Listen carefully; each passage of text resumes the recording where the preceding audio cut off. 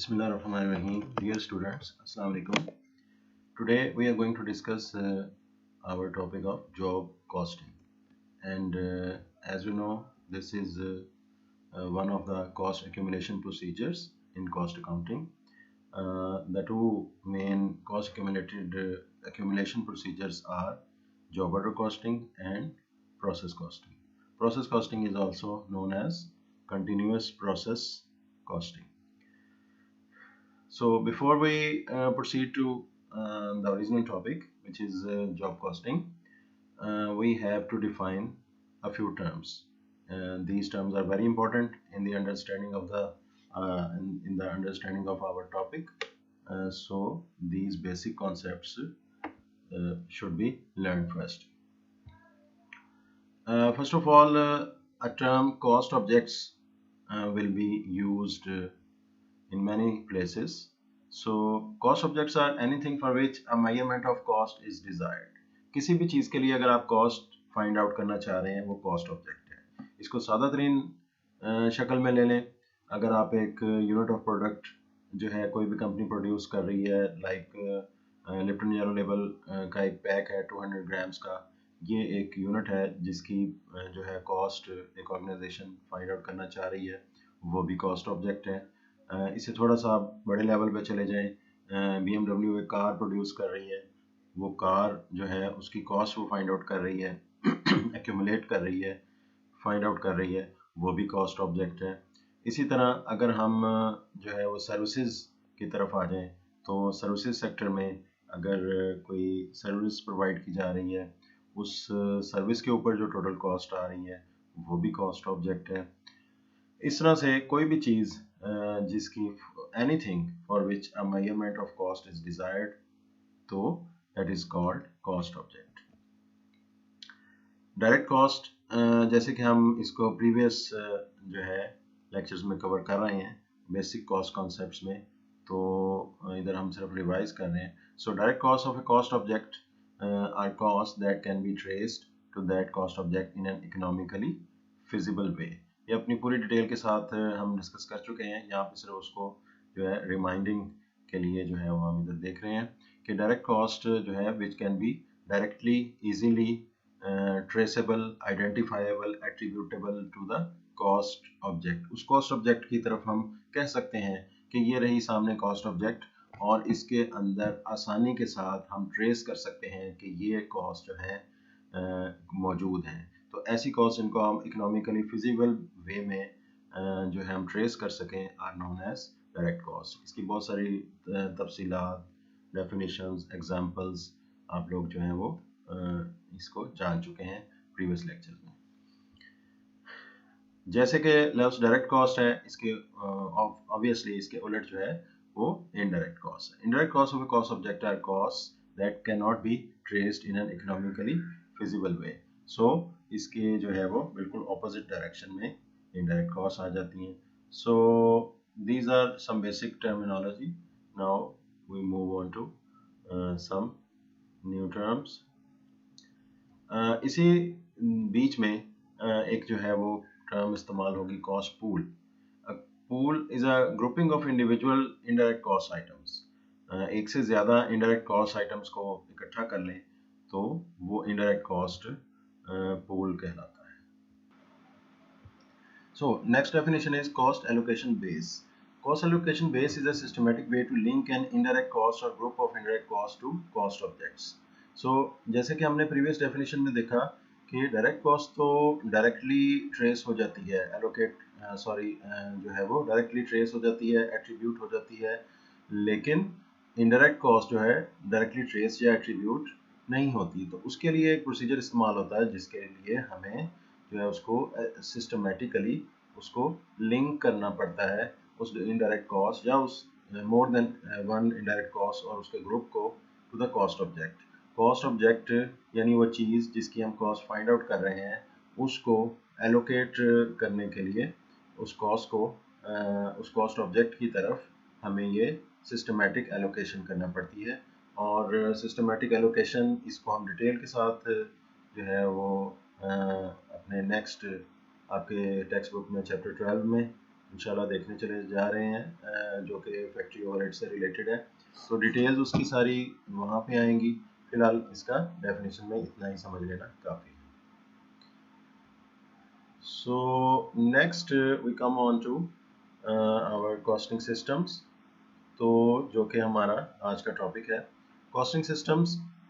In a job costing system the cost object is a unit और multiple units of a distinct product और service which we call a job. यानी एक खास काम, job का मतलब यहाँ पे एक ऑर्डर, एक काम, एक स्पेशल प्रोजेक्ट जिसमें एक यूनिट भी हो सकता है और मल्टीपल यूनिट्स भी हो सकते हैं, ऑफ डिस्टिंक्ट प्रोडक्ट और service which we call a job. तो वो जॉब, वो करने के का जो काम है उसकी जो कॉस्टिंग हम करने जा रहे हैं, that is called job costing system. Each job generally uses different amounts of resources. और इसमें जो है अभी इसके एग्जांपल्स आगे आ रही हैं, तो हम जॉब कॉस्टिंग की एग्जांपल्स को वहीं पे देख लेंगे। अच्छा, अब इसके कॉन्ट्रास्ट में ये बेसिक दो जो है कॉस्टिंग सिस्टम्स हैं, ये कॉस्ट एक्यूमुलेशन प्रोसीजर्स हैं। In a process costing system, the cost object is masses of identical or similar units of a product or service. In this type of system, अच्छा, अब यहाँ पे मैं थोड़ा स्टॉप करता हूँ कि जॉब ऑर्डर कॉस्टिंग में एक जो है डिस्टिंक्ट प्रोडक्ट और सर्विस है, लेकिन प्रोसेस कॉस्टिंग सिस्टम में is a masses of identical और similar units of a product और सर्विस। इसमें एक ही जैसी प्रोडक्ट को, गुड्स हैं या सर्विसेज हैं, उसको मुसलसल बनाते चले जाना है, regardless of the fact that any order has been placed or not। ये इन दोनों के दरमियान एक वाज़े डिस्टिंग्विशिंग फीचर है कि जॉब ऑर्डर कॉस्टिंग एक ख़ास ऑर्डर से ट्रिगर होता है, एक ख़ास ऑर्डर प्लेस होता है, डिस्टिंक्ट प्रोडक्ट्स बनाने का एक ऑर्डर दिया जाता है। उससे पहले ये normally production job order costing में नहीं होती। प्रोसेस कॉस्टिंग सिस्टम किसी खास कस्टमर के ऑर्डर से ट्रिगर नहीं होती। इसमें कंटिन्यूसली जो है मैसेज ऑफ आइडेंटिकल प्रोडक्ट्स और गुड्स बनाए चले जाती है, कंपनी बनाए चले जाती है, और वो किसी का वेट नहीं करती कि एक ऑर्डर जनाब आया तो फिर ही हम उसकी प्रोडक्शन स्टार्ट करें। ऑल दो मिसाल के तौर पे अब मिसाल देना ज़रूरी हो गया है। For example Coca Cola Pakistan में अपना जो है वो ऑपरेशंस कर रही है। पाकिस्तान में उसे मुसलसल जो है 250 ml जो है फ़र्ज़ करें बॉटल वो बनाती है, तो उसके लिए उसे किसी ऑर्डर की ज़रूरत नहीं है कि वो ऑर्डर किसी बड़े रिटेलर या होलसेलर का आए तो फिर वो प्रोडक्शन स्टार्ट करे। उन्हें कोई खास स्पेसिफिकेशन की ज़रूरत नहीं है, कोका कोला कोई खास डिस्टिंक्ट प्रोडक्ट नहीं है, वो masses of identical 250 ml bottles बनाते चले जाएंगे। और ये ठीक है कि उसके बैकअप पे उनकी मार्केट रिसर्च होगी कि वो कितनी डिमांड है एक मुल्क, एक ख़ास मुल्क में, एक ख़ास इलाके में, तो हमें कितनी प्रोडक्शन करनी है। वो अपनी जगह ऑपरेशन मैनेजमेंट के जितने भी इश्यूज हैं वो अपनी बजटिंग जो है वो करके सारा कुछ इसको ऑपरेशनल बजटिंग करके वो चलेंगे, वो एक अपनी जगह है, लेकिन ये इनमें वाज़े फ़र्क आपको बता दिया। In this type of system, we divide the total cost of producing an identical or similar products or service by the total number of units produced to obtain a per unit cost. So, uh, before we proceed, so we should see some examples. So थोड़ी देर पहले process costing से मैंने आपके साथ start लिया, तो मैं process costing की ही एग्जांपल्स के साथ आप इस स्लाइड पे आता हूँ, जिसमें आप लोअर सेक्शन के अंदर प्रोसेस कॉस्टिंग यूज देख सकते हैं। तो start from our extreme right side where manufacturing sector examples are being given. So one example I have shared with you, the Coca-Cola manufacturing in Pakistan or all over the world. So let's see another example. Oil refining by Shell oil. Shell oil जो है वो oil refining का काम जो कर रही है, उसके अंदर उसने प्रोसेस कॉस्टिंग सिस्टम को वो यूज़ करती है, और वो मुसलसल एक ही किस्म की जो है वो ऑयल प्रोड्यूस करती ही चली जा रही है। ठीक है, ऑयल की एक या दो या तीन उसमें कैटेगरीज होती हैं, लेकिन स्टिल वो जो भी कैटेगरी है 1 2 3 वो उनकी प्रोडक्ट्स हैं, और वो मुसलसल उसको जो है वो प्रोड्यूस करते चले जा रहे हैं। मैंने कोक की मिसाल दी, यहाँ पे इन्होंने beverage production by Pepsi company, PepsiCo जो है वो मुसलसल जो है वो इसको प्रोड्यूस करती चली जा रही है।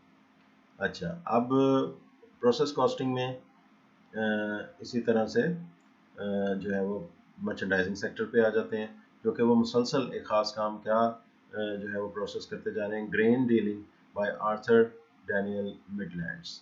ऑल्दो एग्जांपल्स जो हैं ये थोड़ी सी जो है वो यूरोप अमेरिका की हैं। तो लंबर डीलिंग बाय वेयर हॉजर। तो इसमें पहली एग्जांपल को लें मर्चेंडाइजिंग सेक्टर में प्रोसेस कॉस्टिंग को यूज़ करते हुए। पहली एग्जांपल में ग्रेन मार्केट, आपको इधर पाकिस्तान में भी पता है ग्रेन्स जो हैं वो एक मखसूस जो है फ़र्ज़ करें अजनास हैं हमारी, गंदम को ले लें तो गंदम की जो है वो तरसील जिस तरीके से होती है, एक मखसूस जो उसका पैकेज है 40 kg उसकी वज़न की उसके पैकेजेस बना लिए जाते हैं और वो उसी तरीके से प्रोसीड होते चले जा रहे हैं। उसमें जो है वो मुसलसल उसकी प्रोसेसिंग होती है। एक आध एग्जांपल हम इसकी सर्विसेज सेक्टर में देख लेते हैं, like bank cheque clearing at bank of America. इसी तरह ये बैंक चेक जो हैं जो भी आते हैं क्लियरिंग के लिए, वो एक कंटिन्यूस प्रोसेस है, उसमें जो है वो एक मुसलसल जो है उसकी प्रोसेसिंग होती चली जाती है। अब इस कंटिन्यूस प्रोसेस के against I will start from the right again, manufacturing sector job order costing. तो अब assembly of individual aircrafts at Boeing. अब बोइंग कंपनी को फ़र्ज़ करें कि एक मखसूस ऑर्डर मिला है, एक ख़ास मॉडल डिज़ाइन किया गया है, वो एक किसी कंट्री ने जो है वो बोइंग के एक ख़ास ऑर्डर को कहा है कि उसको प्रिपेयर करें। इसमें और बहुत सारे इश्यूज आ सकते हैं, फैक्टर्स हो सकते हैं कि why Boeing is not already preparing some planes. तो जो ही कोई ऑर्डर रिसीव होता है तब बोइंग जो है वो इंडिविजुअल एयरक्राफ्ट्स की असेंबली करता है और फिर उस ख़ास मुल्क को, उस एयरलाइन कंपनी को उनकी ज़रूरियात के मुताबिक जो है वो एयरक्राफ्ट्स मुहैया कर दिए जाते हैं। In the same way, there are some examples of sea fleets. For example, France की जो है कंपनी वो पाकिस्तान के लिए एक सी फ्लीट प्रोड्यूस करती है, बहरी बेड़ा जिसको कहते हैं। और इंटरेस्टिंग फैक्ट आपको बताता चलूँ कि उसकी प्रोडक्शन में जो है वो एक से ज़्यादा साल लगता है। तो इस हवाले से वो भी एक जब ऑर्डर रिसीव होता है उसमें स्पेसिफिकेशन होती हैं और वो जो है कोई छोटी चीज़ नहीं होती, more than millions of dollars से जो है वो ज़्यादा की अमाउंट जो है वो इसमें इन्वॉल्व होती है। तो बहरहाल coming back to the merchandising sector, इसमें यह है कि L Bean sending individual items by mail order. एक स्पेसिफिक जो है एक ऑर्डर रिसीव हुआ है और उस ऑर्डर पे एक इंडिविजुअल पर्सन ने एक ऑर्डर जो है वो सेंड किया। वो जो जो उनकी रिक्वायरमेंट्स थी उन्होंने उनके मेल ऑर्डर के ज़रिए उनको रवाना कर दी। ये जो है मर्चेंडाइजिंग बिजनेस के हवाले से एक जॉब कॉस्टिंग की एग्जांपल है। इसी तरह से जो है अब हम आ जाते हैं सर्विसेज सेक्टर। सबसे ज़्यादा आप देख सकते हैं इसमें एग्जांपल्स कोट की हुई बहुत इंटरेस्टिंग एग्जांपल्स हैं। Any audit engagements done by Price Waterhouse Coopers. Price Waterhouse Coopers एक जो है वो top 5 chartered accountant firms, audit firms में से है दुनिया की। तो वो कोई भी ऑडिट एंगेजमेंट करती हैं, whether it is annual audit और it is some other services, तो ये सब जो है वो एक ख़ास ऑर्डर रिसीव होता है, एक जॉब होती है, एक ख़ास प्रोजेक्ट होता है, एक काम होता है, वो वेरी करता है from one customer to another और वो एक ख़ास कस्टमर के ऑर्डर देने के बाद ही शुरू होता है और वो बहुत स्पेसिफिक होता है, डिस्टिंक्ट होता है और वो कोई दो कंपनीज का सेम नहीं होता। इस तरह और बहुत सारी एग्जांपल्स हैं, आप इन एग्जांपल्स को कंटिन्यू कर सकते हैं। टेक्स्ट बुक कॉस्ट काउंटिंग जो है अ मैनेजरियल एम्फेसिस बाय हॉर्नग्रेन, वो आपको मैंने सॉफ्ट फॉर्म में प्रोवाइड कर दी है, वो भी आप उसमें डिटेल्स के साथ जो है वो उसको देख सकते हैं मज़ीद एग्जांपल्स को। So let's move on to our next slide. So here are some costing approaches are being used कि किस किस तरीके से कॉस्टिंग की जाती है। तो इसके अंदर we are going to discuss the costing approaches। तो कॉस्टिंग अप्रोचेस में दो अप्रोचेस आती हैं, actual costing and normal costing. अच्छा, अब आपके ज़हन में ये आ रहा होगा कि एक्चुअल कॉस्टिंग के आगे है एलोकेशन, एलोकेट्स लिखा हुआ है, नॉर्मल कॉस्टिंग में भी एलोकेट्स लिखा हुआ है। तो जब कभी वर्ड एलोकेट आता है तो फौरी तौर पे आपके जहन में ये आना चाहिए कि एलोकेशन हमेशा इनडायरेक्ट कॉस्ट की होती है, डायरेक्ट कॉस्ट की नहीं होती है। डायरेक्ट कॉस्ट की क्या होती है? डायरेक्ट कॉस्ट की ट्रेसिंग होती है। तो कॉस्ट, जितनी भी कॉस्ट होती हैं, direct materials, direct labour, manufacturing overheads वगैरह वगैरह, इन तमाम कॉस्ट को एक कॉस्ट ऑब्जेक्ट पे हम असाइन करते हैं। ओवरऑल एक टर्म हो गई कॉस्ट असाइनमेंट। तो कॉस्ट असाइनमेंट की दो अकसाम है, एक कॉस्ट ट्रेसिंग, डायरेक्ट कॉस्ट की ट्रेसिंग होती है, और इनडायरेक्ट कॉस्ट की एलोकेशन होती है। तो इस वक्त हम सिर्फ और सिर्फ एलोकेशन की अप्रोचेस के बारे में डिस्कस कर रहे हैं, यानी कि अगर हम अपनी जॉब ऑर्डर कॉस्टिंग की मैन्युफैक्चरिंग ओवरहेड कॉस्ट यानी कि इनडायरेक्ट कॉस्ट की बात करें, तो उसके बारे में इस वक्त हम इस स्लाइड में 4.6 में डिस्कस कर रहे हैं कि इनडायरेक्ट कॉस्ट की एलोकेशन का के जो है वो दो मेथड्स हैं। और ये भी आप बेसिक कॉन्सेप्ट में अच्छे तरीके से लर्न कर चुके हैं कि इनडायरेक्ट कॉस्ट को इनडायरेक्ट मैन्युफैक्चरिंग कॉस्ट भी कहते हैं, मैन्युफैक्चरिंग ओवरहेड्स भी कहते हैं, फैक्ट्री ओवरहेड्स भी कहते हैं। तो यहाँ अगर लफ्ज़ आपको इनडायरेक्ट कॉस्ट नज़र आ रहा है तो जहन में आप अज्यूम कर लें कि ये सपोज हम इस वक्त इनडायरेक्ट मैन्युफैक्चरिंग कॉस्ट की बात कर रहे हैं या मैन्युफैक्चरिंग ओवरहेड्स की बात कर रहे हैं। अच्छा, अब इसमें एलोकेशन में जो है पहला मेथड है actual costing. Indirect cost based on the actual indirect cost rates times the actual activity consumption जो है, अगर आप इसको मल्टीप्लाई कर दें तो आपको जो है इनडायरेक्ट कॉस्ट की अमाउंट आ जाएगी। तो ये क्या एक्टिविटी कंजम्पशन क्या चीज़ है, जो है इसको हम एक सेपरेट टॉपिक के अंदर डिस्कस करेंगे, जिस वक्त हम इसकी कैलकुलेशंस करने जा रहे होंगे। वेरी सिंपल है, उसको हम अलग से देख लेंगे। नॉर्मल कॉस्टिंग के अंदर जो है वो बजटेड डाटा लिया जाता है। Indirect cost based on the budgeted indirect cost rates times the actual activity consumption. तो इसमें दोनों में अगर आप गौर करें तो फार्मूला तकरीबन एक ही है। सिर्फ फ़र्क ये है कि ऊपर actual data, actual indirect cost data लिया जाता है एक्चुअल कॉस्टिंग में, और नॉर्मल कॉस्टिंग में बजटेड डाटा लिया जाता है।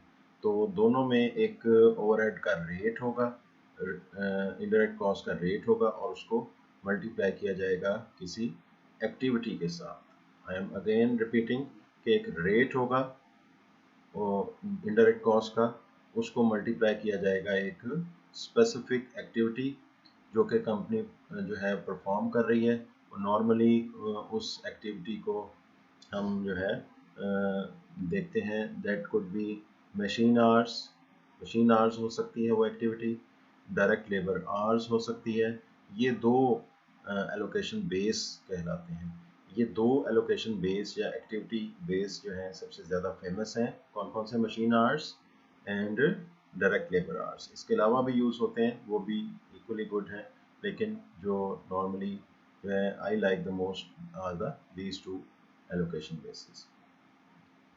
तो इसमें क्या होता है कि इसमें बोथ मेथड्स, ये दोनों मेथड्स इनफैक्ट जो है डायरेक्ट कॉस्ट के साथ इन दोनों मेथड्स का कोई डिफरेंस नहीं पाया जाता। तो डायरेक्ट कॉस्ट को हम ट्रेस कर लेते हैं, और वो डायरेक्ट कॉस्ट इन जो है वो एक ही मेथड से होती है। तो ये जो ऊपर दो पॉइंट्स डिस्कस किए गए वो सिर्फ इनडायरेक्ट कॉस्ट के लिए है। ये जो प्रीवियस स्लाइड में आपके साथ मैंने शेयर किया, उसमें जो है I will concentrate on the indirect cost. तो in the lower section, lower pane of the slide, actual indirect cost rate, एक रेट आपको गिवन होगा या आपको कैलकुलेट करना होगा। उसको हम डिटेल के साथ नेक्स्ट किसी लेक्चर में देखेंगे, ये मैं बार बार रिपीट कर रहा हूँ, डोंट वरी। उस रेट को आप मल्टीप्लाई करेंगे actual quantities of the cost allocation base, जो कि मैंने आपसे अभी शेयर की बात कि for example direct labour hours हैं, मशीन आवर्स हैं, एक ख़ास टाइम पीरियड में। चलिए मैं आपके साथ एक एग्जांपल शेयर कर लेता हूँ कि एक ख़ास टाइम पीरियड में एक ऑर्गेनाइजेशन के 1000 डायरेक्ट लेबर आवर्स जो है वो यूज़ हुए हैं, और एक्चुअल इनडायरेक्ट कॉस्ट जो है कैलकुलेशन करने पे जो है वो रेट फाइंड आउट करती है, वो है $5 पर इनडायरेक्ट कॉस्ट। तो 1000 allocation hours and multiplied by $5, so indirect cost is $5,000 which will be allocated to the job order specific job जो है उस जो हमें रिसीव हुई है, अगर हमने सिर्फ उसी जॉब के लिए एक काम किया है तो उस जॉब के लिए जो है वो जॉब ओवरहेड की जो कॉस्ट है, इनडायरेक्ट जो कॉस्ट है वो $5000 एलोकेट की जाएगी। इसी तरीके से जो है नॉर्मल कॉस्टिंग सिस्टम में भी होता है, आपको एक बजटेड इनडायरेक्ट कॉस्ट जो है वो प्रोवाइड की गई होती है। बजटेड इनडायरेक्ट कॉस्ट के बुनियाद पे बजटेड इनडायरेक्ट कॉस्ट का रेट एक फाइंड आउट कर लिया जाता है और उस रेट को एक्चुअल क्वांटिटी से मल्टीप्लाई कर दिया जाता है ऑफ एलोकेशन बेस। जैसे कि मैंने प्रीवियस एग्जांपल में $1000 लिया, सॉरी 1000 डायरेक्ट लेबर आवर्स लिया, और इधर भी राइट हैंड साइड पे भी 1000 जो है वो डायरेक्ट लेबर आवर्स में लूँगा और ऊपर जो है बजटेड इनडायरेक्ट कॉस्ट रेट से मल्टीप्लाई कर दिया जाएगा। सो इसकी इंशाल्लाह एग्जांपल्स और जो है वो इलस्ट्रेशंस प्रॉब्लम्स में हम जब जाएंगे तो ये मज़ीद आपको क्लियर हो जाएगा। So let's move on to this part of our lecture where we will be seeing the whole procedure of the job order costing, which is 7-step procedure. So let's see how it happens. So let's start the 7-step procedure of the job costing system. So ये job costing system को जो है इस वक्त हम जो share कर रहे हैं ये इस हवाले से बहुत इम्पोर्टेंट है कि ये हमारा कॉस्ट एक्यूमुलेशन प्रोसीजर भी है और कॉस्ट अकाउंटिंग सिस्टम के भी तमाम मराहिल इसी एक मेथड के ज़रिए हम शेयर करेंगे। सो ये बहुत इम्पोर्टेंट है, इसको ज़रा जो है वो अच्छे तरीके से अंडरस्टैंड करना है। ये आगे आने वाले दूसरे कॉस्टिंग सिस्टम यानी कि प्रोसेस कॉस्टिंग में भी यही बेसिक स्ट्रक्चर जो है जर्नल एंट्रीज का या दूसरे तीसरे जो है वो तरीक़ाकार जो है वो यही इसमें इन्वॉल्व होगा। तो 7 स्टेप में सबसे पहला स्टेप है identify the job that is the chosen cost object. तो हम डेफिनेशन शुरू में देख आए हैं। तो कॉस्ट ऑब्जेक्ट वो एक ऐसी चीज़ जिसकी हम कॉस्ट फाइंड आउट करने जा रहे हैं, यहाँ पे वो एक जॉब है क्योंकि हमारे कॉन्टेक्स्ट में we are doing the job costing. So our cost object is the specific job. एक ख़ास काम करने का हमें ऑर्डर रिसीव हुआ है, वो खास काम हमने करना है। कुछ भी ख़ास काम हो सकता है, फॉर एग्जांपल एक स्पेसिफिक जो है वो डिज़ाइन की 1000 चेयर्स जो है वो ऑर्डर मिला है एक फर्नीचर मैन्युफैक्चरिंग कंपनी का। सो identify the direct cost of the job. उसमें जो है वो अकाउंटेंट साहब जो हैं, कॉस्ट अकाउंटेंट जो हैं जो वो सबसे पहले आइडेंटिफाई करेंगे डायरेक्ट कॉस्ट क्या है। तो जैसे कि हम क्लास में इसको शेयर कर चुके हैं, बहुत सारे एग्जांपल्स प्रीवियस लेक्चर्स में मौजूद हैं। Like there was a shirt की एक एग्जांपल थी, उसमें डायरेक्ट कॉस्ट क्या क्या होती हैं, डायरेक्ट कॉस्ट क्या क्या होती हैं।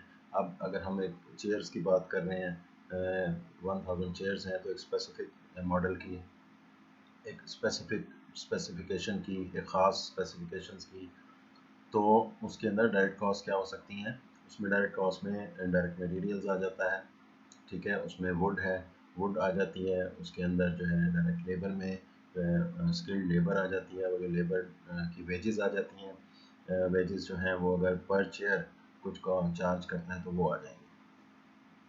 Select the cost allocation base to use for the allocating indirect cost to the job। फिर तीसरी डायरेक्ट मटेरियल्स डायरेक्ट लेबर के बाद मैन्युफैक्चरिंग ओवरहेड आ गई जो कि इनडायरेक्ट कॉस्ट है, प्रीवियस स्लाइड में हमने डिस्कस किया है। उसका कॉस्ट एलोकेशन बेस डिसाइड करें, लाइक डायरेक्ट लेबर आवर्स हैं, मशीन आवर्स हैं वगैरह। उसके बाद चौथा स्टेप है identify the indirect cost associated with the each cost allocation base. Her allocation base के साथ जो है वो मुंसलिक जो है जितनी कॉस्ट होनी चाहिए, इनडायरेक्ट कॉस्ट होनी चाहिए, वो आपने आइडेंटिफाई करनी है। ये प्रीवियस स्लाइड में हम डिस्कस कर चुके हैं, पूरा फार्मूला है। उस फार्मूले में जो है वो हमने एक रेट होता है और एक एलोकेशन बेस होती है। तो एलोकेशन बेस को इनडायरेक्ट कॉस्ट के रेट से मल्टीप्लाई करना होता है, तो ये उस बारे में जो है आइडेंटिफाई करना है। ये 4 स्टेप्स हो गए। 5वें स्टेप में जैसे कि मैंने आपसे पहले शेयर किया कि ये हम chapter 12 regarding factory overheads maths Tuesday जो है 9th एडिशन, उसमें हम जो है इसको देखेंगे डिटेल के साथ। लेकिन अभी जितनी चाहिए है डिटेल उसमें मैं आपके साथ शेयर करता चलूँ। इसमें सबसे पहले हम एक रेट फाइंड आउट करेंगे। ऑब्वियसली प्रीवियस स्लाइड में जहाँ पे वो एक रेट यूज़ हुआ है जिस स्लाइड में हमने एक्चुअल कॉस्ट, नॉर्मल कॉस्ट, दो अप्रोचेस पढ़ी थी, उसमें एक रेट यूज़ हुआ था। तो जब तक रेट मौजूद नहीं होगा तो रेट को हम आगे कैसे स्टेप 6 के अंदर जो है वो अप्लाई कर सकेंगे। तो ये स्टेप 5 में हम उस रेट को फाइंड आउट करेंगे। Compute the rate per unit of each cost allocation base use to allocate indirect cost to the job. अब बात बहुत वाज़ेह हो जाएगी। Budgeted manufacturing overhead rate. तो रेट फाइंड आउट करने के लिए ये सिंपली न्यूमरेटर में बजटेड मैन्युफैक्चरिंग ओवरहेड कॉस्ट आपने ऊपर ले ली, बजटेड से मुराद आपकी एस्टिमेटेड, आपका अंदाज़ा। ठीक है, ये मैं कई मरतबा बता चुका हूँ कि ये जो है आप अपने टेक्स्ट बुक में चैप्टर 2 में आपकी डिटेल्स के साथ जो है वो मैन्युफैक्चरिंग ओवरहेड के आइटम्स दिए हुए हैं। These are 10, 15, 20, so many items are given. उन सब की अमाउंट लिखी जाएगी और उस अमाउंट को ऐड कर लिया जाएगा, that is budgeted manufacturing overhead cost. और इसमें एक टाइम स्पैन होगा, एक टाइम फ्रेम होगा, उस टाइम फ्रेम के हिसाब से जो है वो कर लिया जाएगा। और एक ख़ास अगर जॉब के कॉन्टेक्स्ट में है तो उस जॉब के कॉन्टेक्स्ट में जितना टाइम लगेगा उस कॉन्टेक्स्ट में कर लिया जाएगा। तो बजटेड मैन्युफैक्चरिंग ओवरहेड कॉस्ट एक डॉलर अमाउंट होगी, इसको डिवाइड कर देंगे एलोकेशन बेस से। इसके इतने लंबे जो है डिनोमिनेटर के नाम से परेशान नहीं होइएगा। डिनोमिनेटर में जो है budgeted total quantity of cost allocation base. तो इसमें आप जस्ट इतना भी अगर जहन में रख लें, कॉस्ट एलोकेशन बेस, ठीक है, उसके आवर्स होंगे if it is direct labour hours, so हमने उसको डायरेक्ट लेबर आवर्स से डिवाइड कर देना है कि हमारे कितने बजटेड डायरेक्ट लेबर आवर्स हैं। तो ऊपर बजटेड मैन्युफैक्चरिंग कॉस्ट आ गई। तो अगर एक ख़ास टाइम पीरियड के दौरान बजटिंग मैन्युफैक्चरिंग ओवरहेड कॉस्ट 100,000 है डॉलर्स, रुपीज़, और उस एक ख़ास टाइम पीरियड के दौरान 1000 डायरेक्ट लेबर आवर्स यूज़ हो रहे हैं, तो 100,000 डिवाइडेड बाय 1000, तो जो है वो डिवाइड करने से $10 पर डायरेक्ट लेबर आवर, ये हमारा बजटेड मैन्युफैक्चरिंग ओवरहेड रेट आ गया। स्टेप 5 सक्सेसफुली करने के बाद जो हमें रेट हासिल होगा वो स्टेप 6 के अंदर इस्तेमाल होगा। Compute the indirect cost allocated to the job. तो स्टेप 6 के अंदर ये जो बजटेड एलोकेटेड एलोकेशन रेट है, ये जो ऊपर लिखा हुआ है सब आपको नज़र आ रहा है, जिसके नीचे जो है एरो जा रहा है, this is budgeted allocation rate calculated in step 5 and now we will multiply it with the actual base activity for the job. इसमें गौरतलब बात, बहुत अहम बात ये है कि हम इसको एक्चुअल बेस एक्टिविटी से मल्टीप्लाई कर रहे हैं। स्टेप 5 में हमने बजटेड डायरेक्ट लेबर आवर्स लिए थे, स्टेप 6 में हम एक्चुअल डायरेक्ट लेबर आवर्स लेंगे जो एक्चुअली इस ऑर्गेनाइजेशन ने खास टाइम पीरियड के दौरान जो है ये आवर्स यूज़ किए हैं। फ़र्ज़ करें हमने बजटेड एक अंदाज़ा लगाया कि एक खास टाइम पीरियड के दौरान एक खास जॉब को करने के लिए हमें 1000 जो है वो अंदाज़न डायरेक्ट लेबर आवर्स मुलव्वस होंगे, लेकिन जब हमने उस प्रोसेस से गुजर गए, उस टाइम पीरियड से गुजर गए, तो हमें पता चला कि वो 1000 नहीं थे, वो शायद 1020 आवर्स थे। तो हमारा रेट जो है वो ऊपर कैलकुलेट हो चुका है। उस रेट के था $10 पर डायरेक्ट लेबर आवर। तो एक्चुअल आवर्स जो है वो 1020 हैं, तो 1020 hours multiply by the allocation rate that was $10, so it will give us the indirect cost allocated to the job। इसमें से अब मैं पूरी बात को सम अप करता चलूँ कि direct materials and direct labour are traceable cost, identifiable, easily traceable, identifiable, attributable cost, तो वो आपने पहले से कैलकुलेट कर ली। इस इनडायरेक्ट कॉस्ट के लिए आपने ये स्टेप 5 और 6 से गुजरे और आपने कॉस्ट को एलोकेट कर दिया, एक अंदाज़ा लगा लिया, एक इसमें अंदाज़ा इन्वॉल्व हुआ, कुछ इसमें हकीकत है, एक्चुअल बेस एक्टिविटी है, लेकिन ये हकीकत के बहुत बहुत करीब ये अंदाज़ा होता है। सो अब हम आते हैं इसके लास्ट पे, इसको कंक्लूड करते हैं। तो यही जो बात मैंने थोड़ी देर पहले आपके साथ शेयर की कि डायरेक्ट मैन्युफैक्चरिंग कॉस्ट जो है वो आपने देखा कि डायरेक्ट मटेरियल्स, डायरेक्ट लेबर, ये आपको गिवन है।